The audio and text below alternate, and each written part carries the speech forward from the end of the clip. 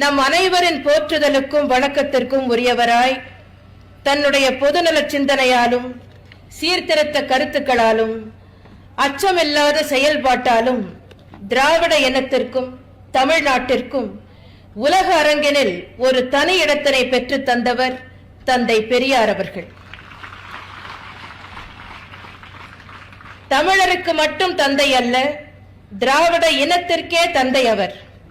நவீன இந்தியாவின் மறுமலர்ச்சிக்கு வித்திட்ட சிந்தனை சிற்பிகளுக்கெல்லாம் தலைமையானவர் அவர். வெண்தாடி வேந்தர், பகுத்தறிவு பகலவன் என்று நாம் இன்றும் அன்போடு அழைக்கும் தந்தை பெரியார் தமிழகத்தில் தோன்றியிருக்காவிட்டால் தமிழகத்தின் சரித்திரம் 20ஆம் நூற்றாண்டை சந்திக்காமல் 19வது நூற்றாண்டிலேயே பின்தங்கியிருந்திருக்கக்கூடிய வரலாற்று அபாயம் நிகழ்ந்திருக்கும். எவருக்கும் அஞ்சாத சமுதாய சீர்திருத்த சிந்தனைகள், புரட்சிகரமான கருத்துக்கள், ஆணித்தரமான வாதத்திறமை, மனிதாபிமான மிக்க செயல்கள், இவற்றின் மொத்த உருவம்தான் தந்தை பெரியார் அவர்கள். பெரியார் என்ற ஒரு தனி மனிதரும் அவர் தோற்றுவித்த சுயமரியாதை இயக்கமும் தமிழ்நாட்டில் தோன்றியிருக்காவிட்டால் தமிழ்நாடு இன்று தலை நிமிர்ந்து நிற்க முடியாது. தமிழ் இனம் இன்று தரணியெங்கும் புகழ் பெற்றிருக்க முடியாது. தந்தை பெரியார் ஒரு சகாப்தம். என்னுடைய பார்வையில் தந்தை பெரியார் 20ஆம் நூற்றாண்டிற்கு தமிழகம் தந்த ஈடு இணையற்ற சிந்தனை சிற்பி, தத்துவ ஞானி, அறிவுலக மேதை என்று நான் ஆணித்தரமாக கூறுவேன். கிரேக்க ஞானி சோக்ரட்டிஸ், சீனத்து கன்ஃபியூசியஸ், பிரான்ஸ் தேசத்து சிந்தனை சிற்பி ஜீன் பால் சார்த்ரே போன்ற தலை சிறந்த தத்துவ மேதைகளின் வரிசையில் வைத்து போற்றத்தக்கவர் தந்தை பெரியார் என்பது என்னுடைய தெளிவான கருத்தாகும். இவர்கள் அனைவருக்கும் இல்லாத ஒரு சிறப்பு அவருக்குண்டு. தத்துவ மேதைகள் எத்தனையோ பேர் தங்களது கருத்துக்களை எடுத்துரைத்திருக்கலாம், நூல் வடிவத்தில் விட்டு சென்றிருக்கலாம். ஆனால் தந்தை பெரியார் தனது புரட்சிகரமான சமுதாய சிந்தனைகள் என்றென்றும் நிலைத்திருக்க ஒரு மாபெரும் சமுதாய இயக்கத்தையும் ஏற்படுத்தி தன் வாழ்நாள் முழுவதும் பாடுபட்டார். அந்த பெருமை உலகத்தில் வேறு எந்த தத்துவ மேதைக்கும் இல்லை என்றால் அது மிகையாகாது. தந்தை பெரியாரின் சுயமரியாதை இயக்கத்தின் விளைவாக தமிழகம் பழமைவாதத்திலிருந்து விழித்தெழுந்தது, பகுத்தறிவு சிலிர்த்தெழுந்தது.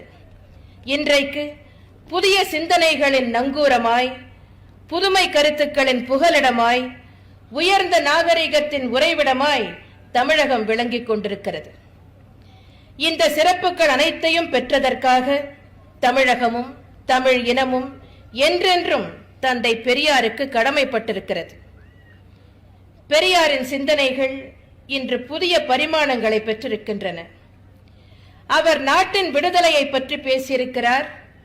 தமிழ் இனம் தனது தனித்துவத்தை நிலைநாட்ட வேண்டியதன் அவசியத்தை பற்றி கூறியிருக்கிறார்.